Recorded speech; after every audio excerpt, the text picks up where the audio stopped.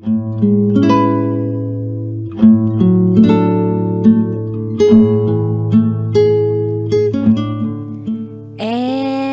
now, it's time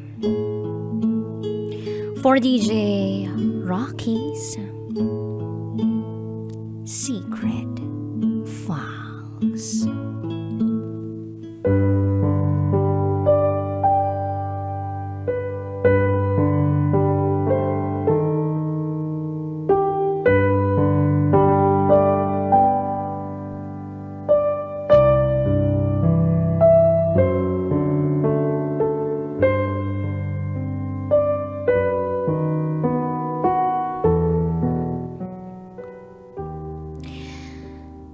In love ako sa asawa ng kaibigan ko. At patagong may nangyayari sa amin.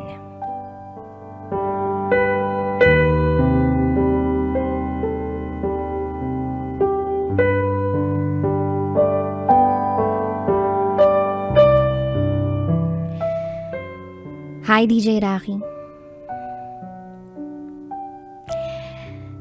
I just want to share this because I really don't know what to do. Because I fell in love with a man who's the husband of my friend. Itago mo ko sa pangalang Aika. And this is my secret file.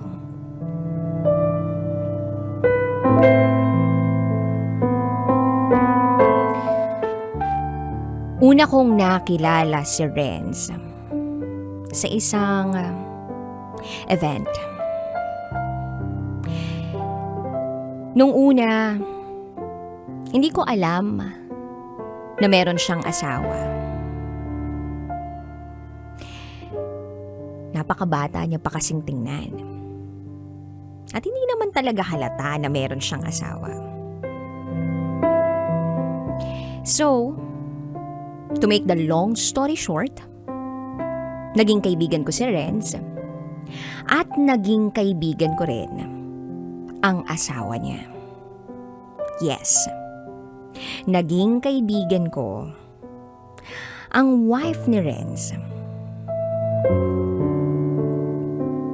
But I heard, bago pa ako dumating sa buhay nila, magulo na ang pagsasama nila.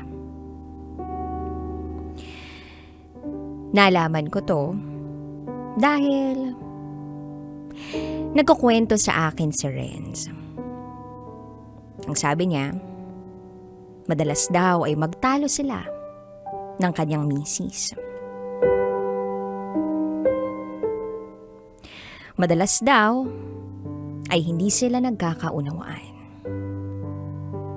Madalas ay natutulog sila ng merong mga sama ng loob sa isa't isa.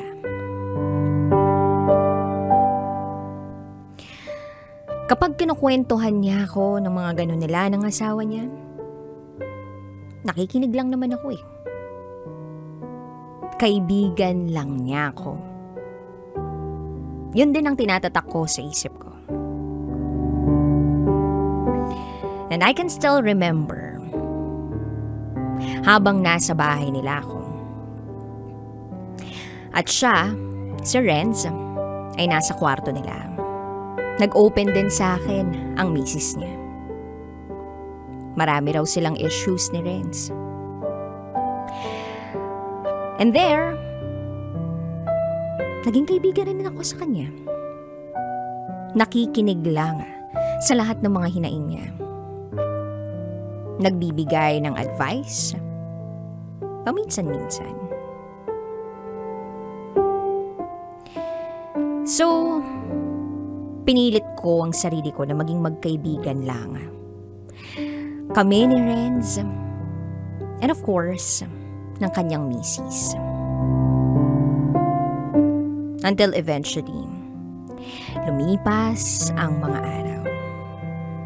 Sa isang labas namin ni Renz, inamin niya sa akin na gusto niya ako. At hindi ko na napigilan ang sarili ko.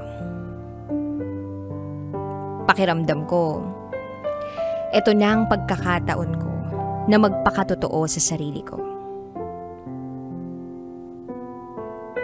Tinapat ko na rin siya. At ang sabi ko, gusto rin kita.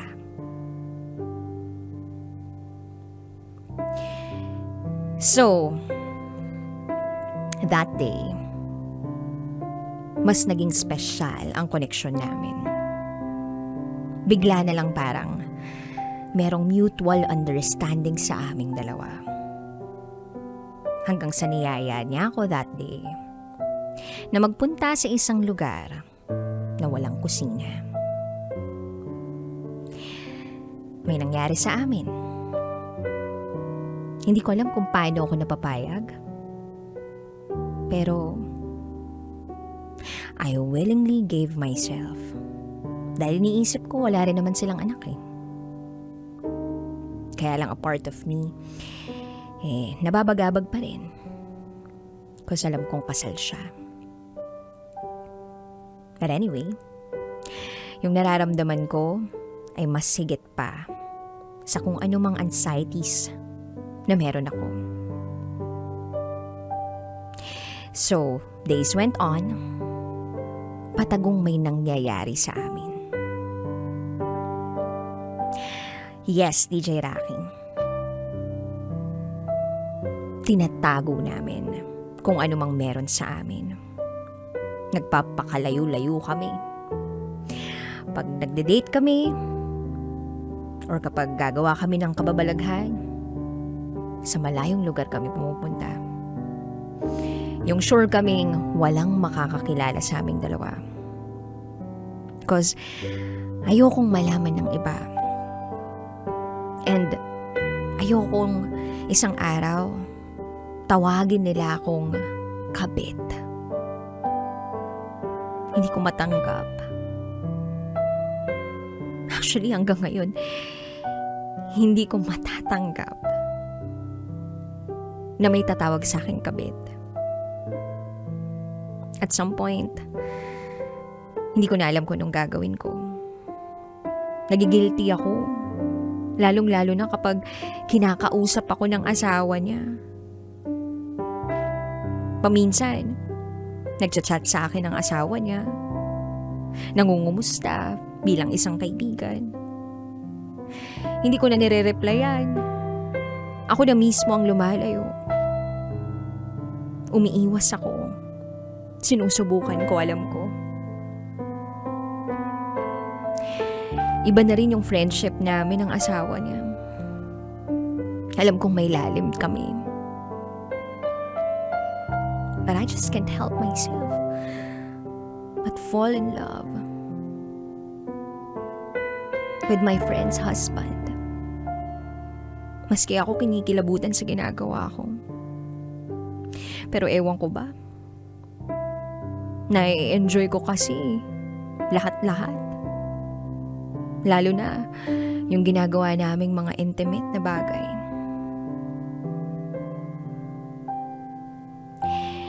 Sa ngayon, DJ Rocky, sinusubukan kong umiwas. Sa ganda kong to, hindi bagay sa aking tawaging kabit. Kaya, alam kong mahirap. Pero lalayo ako. Habang wala pang nakakaalam tungkol sa amin. Hanggang dito na lang po. Muli, ako si Aika. At ito, ang aking secret file.